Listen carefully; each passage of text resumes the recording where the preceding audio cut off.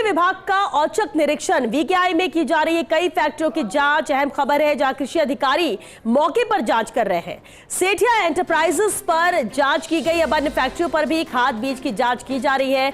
बेहद अहम है जिस तरह से लगातार कृषि विभाग के द्वारा औचक निरीक्षण किया जाता है। वीकेआई में भी कई फैक्ट्रियों की जांच की जा रही है। इससे पहले भी हमने आपको तस्वीरें दिखाई थी, जहां कृषि मंत्री किरोड़ी लाल मीणा की भी मौजूदगी रही। कृषि अधिकारी भी मौके पर जांच कर रहे हैं।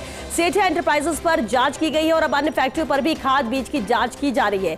जहां पर नकली बीज मिल रहा है, जहां पर नजर आ रही है धांधली, वहां सीज की कार्रवाई भी की जा रही है अलग अलग फैक्ट्रियों की। लेकिन बेहद अहम है ये कार्रवाई। वीकेआई में इस वक्त भी फैक्ट्रियों की जांच जारी है। सेठिया एंटरप्राइजेस पर यह जांच की गई और अब अन्य फैक्ट्रियों पर भी खाद बीज की जांच की जा रही है।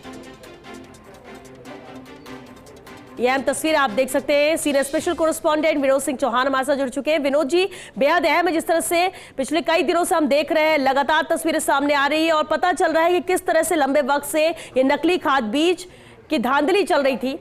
आज की कार्रवाई में क्या सामने आया?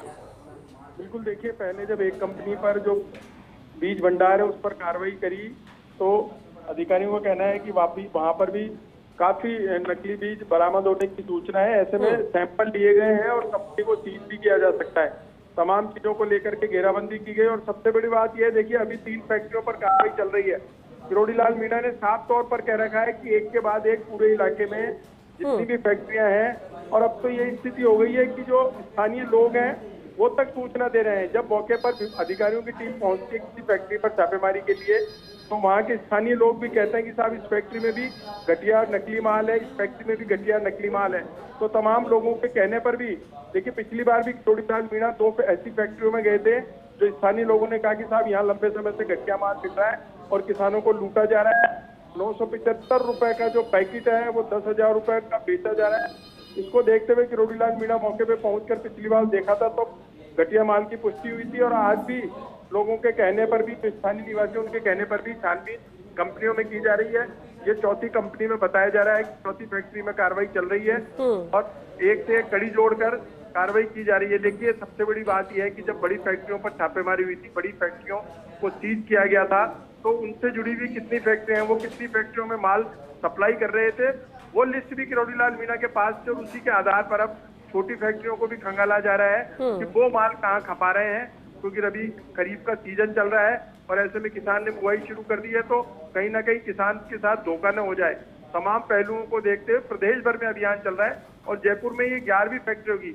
आज जो 4 फैक्ट्रियां हैं, इनको मिलाकर 11 फैक्ट्रियों पर कार्रवाई की गई है, जिनमें से 6 फैक्ट्रियों को सीज किया जा चुका है। और आज की कार्रवाई में भी हो सकता है कि 2 से 3 फैक्ट्रियों को सीज इसलिए किया जाए कि जहाँ घटिया माल की पुष्टि हुई है उसके सैंपल आने के बाद ही नोटिस जारी करके आगे की कार्रवाई होगी।